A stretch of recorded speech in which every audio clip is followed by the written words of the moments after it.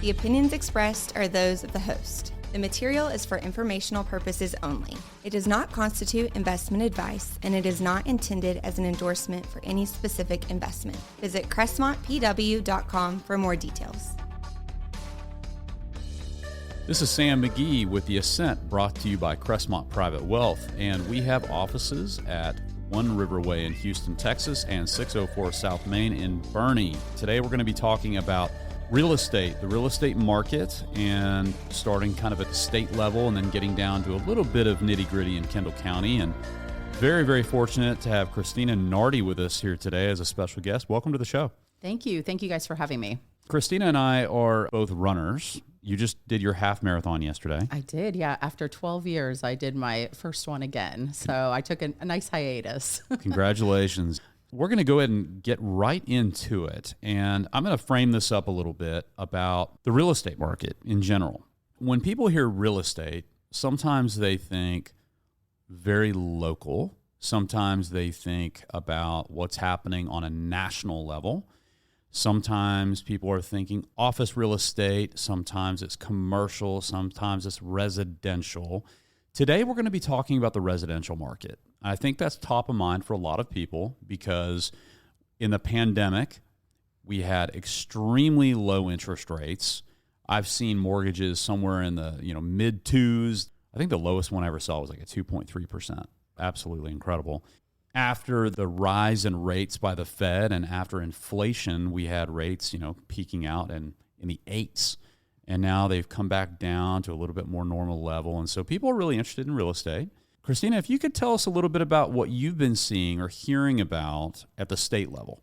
Sure, yeah. Sam, you're 100% right. So as we came out of the pandemic, when we were at our top peak, if you will, as we saw that, we kind of saw some flattening, if you will. We had the kind of those inflated prices that happened in real estate as we went through that peak market.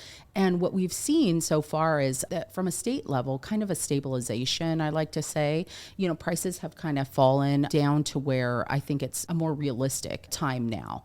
Because rates had been so high for the past year, we've been kind of all over the board in terms of rates in the past 3 years. And to your point, we were down in the 2s at one point, which made it a very interesting market, to say the least. On both the buying side, you might have 20 offers in a 2-day period. And same for your listings, right?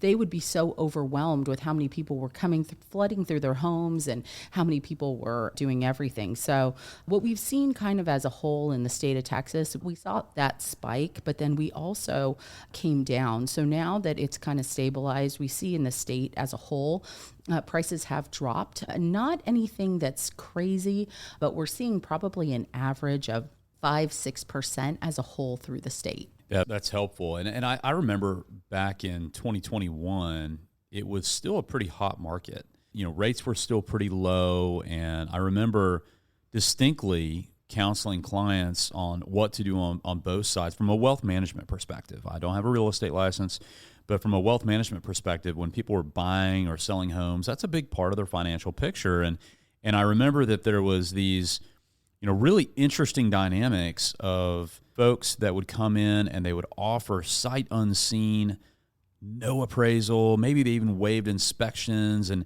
if you were selling, that kind of made you nervous because on one hand, well, gosh, is this too good to be true? And, some of those would cancel and, at the end of the option period or the bank loan wouldn't come through and things like that. What was your experience taking us back to the pandemic? What was that like as a real estate professional for you? It was exactly like you're saying. From the buying perspective, your buyers weren't protecting themselves because they were waiving those things. I saw people, because cash was king at that time, I saw people go to their financial advisors and say, hey, we're going to pull all this money so we can make a cash offer and then essentially get a loan after and repay themselves. So you saw a lot of things where people weren't protecting, whether it was appraisal, whether it was not doing a home inspection, like all the things that you always advise people to. And then on the other side of that is, like you said, on the listing side, is it made sellers very nervous about like, what if they come back to me? What if they see that there's this or that? I've disclosed this, but what if they come back and they could sue me or something? So it became a very unsustainable time for sure. Yeah, I think the best way to to characterize that is exactly what you said, unsustainable, and it didn't feel stable. Just felt a little artificial and just a strange environment. And so I'm glad we're out of that. But when we look at where rates went, and they went pretty quickly, going from these low rates to, 7s, 8s, and now we come back down, and we've seen rates in the, the 5s to high 6s, and depending on the bank, depending on whether it's a portfolio loan or, something syndicated, et cetera. What are you seeing now? Like, what are the market dynamics like now that we've kind of entered it into a little bit more, I guess, stable or normal environment? So what we're seeing in 2024 is I know the year before we started in like the 8 area. We're now at the beginning of this year, 2024, we started around the mid 7s, and we've seen a drop as low as 6.5%. But now we're right around the high 6s is kind of where we're sitting now.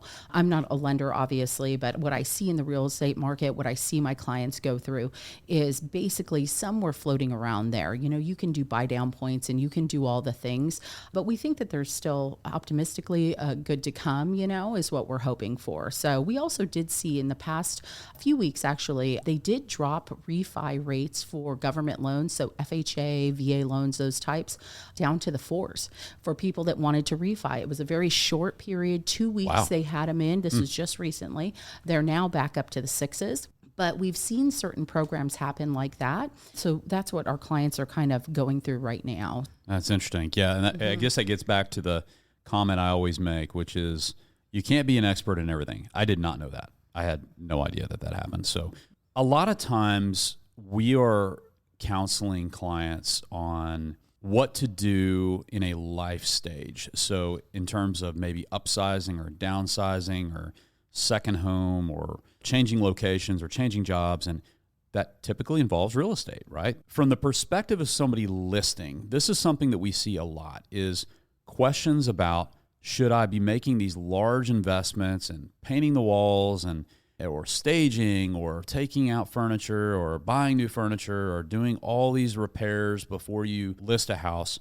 From your perspective, and realizing that everybody's different, everybody has their own individual situation, where are some areas that maybe a listing family would consider putting dollars to good use? What would you suggest there?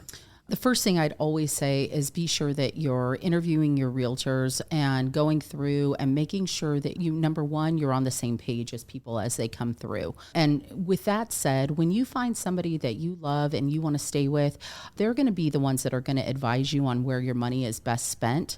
Sometimes I'll walk through clients and they'll be like, oh, I want to do, X, Y, and Z, and I want to do this. They're not going to get that return on investment. And that's very important as we walk through a house to say, hey, I know this is going to get you a better asking price, but this will not. So don't waste your money here. So we look at that kind of stuff, and, your real estate professional will definitely be able to best walk you through that and put that money. As far as staging and that kind of stuff, I always tell my clients to start with what you have. And we always want to do, I call it a declutter and depersonalization of the house. So things that, maybe tchotchke stuff you have around the home, or maybe it's like a whole family wall of pictures or that kind of stuff. We always want to basically break that down to make it as simple as possible. So any average person, any buyer that walks through can envision themselves in your house and not think that they're visiting a home. That you want to make them feel like, I can live here. This could be my space too. That's where that goes through. Making them feel comfortable, right? Absolutely. So I'd feel a little awkward going through somebody's house and, oh, wow, I know that person. That's actually happened to me a few times. So yeah, and we ended up not buying the house. So yeah, I can relate to that. It's kind of funny. So one thing I wanted to pull up, and we're going to put this in our newsletter. So if you don't subscribe to our newsletter, you can reach out to us at info@crestmontpw.com. We do have the podcast going out every single Sunday, and then we have an email newsletter that goes out every Monday that accompanies these podcasts. But I want to accompany this podcast with a chart, and I'm looking at it right here in front of me on my screen. You're just going to have to take my word for it. And it is the United States Treasury yield curve. So I'm looking at 3 different dates, and this does relate to real estate. So we have a orange line that shows the U.S. Treasury yield curve from October of 2023, a green line from December of 2023, and then a blue line from December of 2024. And we have three very different graphs. I'll turn this around so, Christina, you can see this.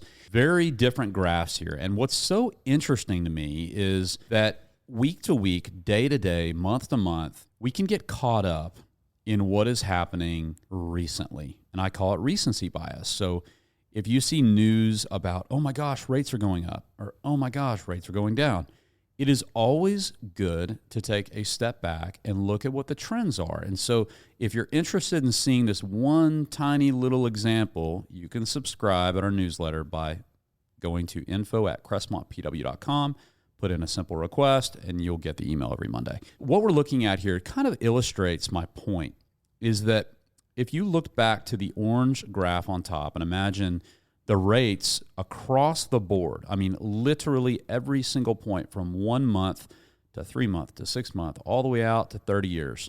In October 2023, we're all higher. That is the U.S. Treasury yield curve, not mortgage rates, but mortgage rates do tend to follow this curve. This is positive news, right? I mean, in terms of real estate, seeing rates coming down, making affordability generally go up. Is that a fair thing to say? Absolutely, yes. Okay. Now talk to us a little bit about inventory. What are you seeing in terms of days on market, statistics on inventory? What do you see from that side of it? Actually, that is a very positive part of this. In people that were recently holding on to their homes because of their rates being lower, they didn't have to reload, it wasn't an option.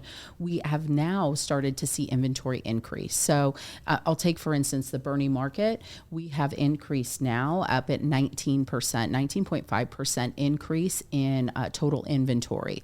Now, what that's doing for us on a days on market, take for the instance, before we were right at like 23 days on market. Wow. So That's and now, low. Yeah, it's very low. That was when people were just putting in offers and just crazy turnarounds.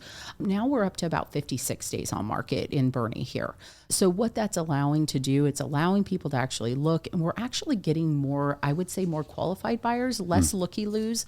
We went from an average of like 6 showings before you get your first initial offer. Now we're down to just over 3 on the average. Oh, wow. And so, really? Yeah, to me, that kind of says, hey, maybe this is a more qualified, more serious buyers that are coming through. So, it's a positive thing in that regard, I think. That's really interesting, and I think about healthy markets are pretty balanced markets. Just thinking about even financial markets, if you have just everybody buying all the time, right? Well, that's not great because it's going to create an imbalanced kind of euphoric market. If you have everybody selling in a panic, well, that's not a healthy market.